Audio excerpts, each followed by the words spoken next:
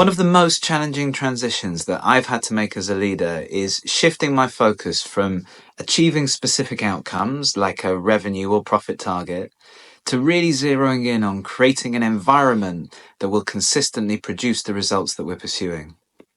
And I'm still working through it, to be honest. Letting go of my own control over the result has been about as challenging emotionally as developing the environment has been tactically and technically. I'm convinced, though, that it's the right way to go because building an ecosystem that naturally generates success is realistically the only sustainable way to scale because it takes the emphasis off individual performance by leaders and allows you to leverage the whole of your organization. Maybe a definition before we go further. By environment, what I'm referring to is the combination of mission, vision, goals, and objectives that align the organization and provide direction, of culture or the shared values, beliefs, and practices that drive behavior and decision making, as well as nominating the nature of the relationships between members of the team, the systems and processes that allow and encourage consistency and efficiency, obviously the people, making sure that you hire and develop talent that's aligned with the vision, mission, and values of the company, and then the tools and resources that give those people a platform to do their jobs well. If you can get these things right, I think you stand a good chance of creating a strong, successful environment that drives sustained performance. And it's this environment, rather than any isolated efforts to achieve specific results, that will enable your business to perform long term. And I've put these elements into that order deliberately.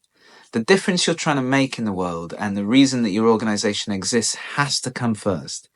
Everything else is derived from your mission and vision. Then there are many ways to achieve most goals, so clarity on the kind of organization you want to create and the principles you'll operate by, also known as culture, comes next. Now, systems and processes actually come before people, which might surprise some of you, and it surprised me a little too when I was putting this together.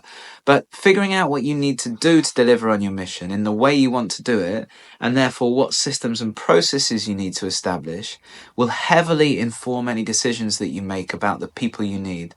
Otherwise, you're just putting the cart before the horse. Your systems and processes will cover everything from how you generate interest in what you're doing or marketing to how you deliver or operations and keeping the business afloat or finance.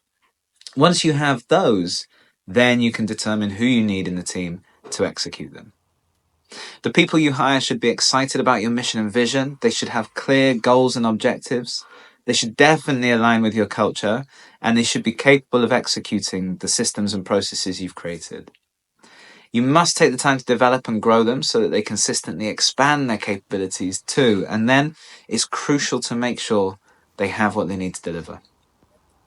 In any element of life, and certainly in business, the things we achieve are a byproduct of our environment and systems. This is classic systems thinking, and it's a powerful concept. McKinsey's research has shown that companies with strong systems and consistent environments are 3.5 times more likely to outperform their competitors. And in his excellent book, The Score Takes Care of Itself, the legendary San Francisco 49ers coach Bill Walsh talks at length about establishing high standards and rigorous systems rather than focusing on the scoreboard. By being really clear on standards of performance, things like discipline and precision, Walsh's approach transformed the 49ers and took them to multiple championships. The challenge, though, is that it's harder to build an environment than it is to just chase results. Focusing on short-term outcomes provides immediate gratification sometimes, while creating an environment is more of a gradual long-term process which will take time to produce results. You need patience, persistence, and faith in the face of significant pressure to perform. Developing an effective environment also means letting go of control, which not all of us are very good at. Delegating and empowering your team is crucial, but it's difficult for those of us who are used to directly managing outcomes. So why do it? Well, constantly chasing outcomes is exhausting, and it's unsustainable over the long term, while limiting the growth of your business. And if you don't shift your focus, you will eventually, inevitably fail. In his book Atomic Habits, James Clear famously said that you do not rise to the level of your goals, you fall to the level of your systems. This is just as true for organizations and teams as it is for individuals.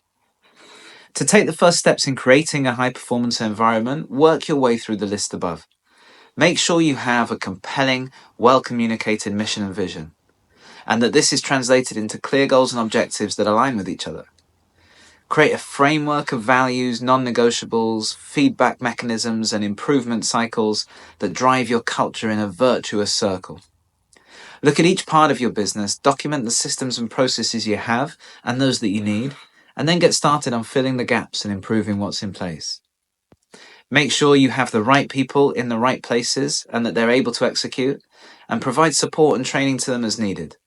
Then review your tools and resources to make sure it's not your infrastructure that's holding people back. Then do it again. This isn't a one and done situation. Keep iterating, keep improving until you're getting the results that you want. And if you're not getting them, then the environment's not right.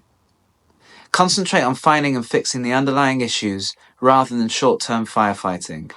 Gradually, and often painfully, you'll feel your organization start to accelerate and generate outcomes far beyond your initial expectations.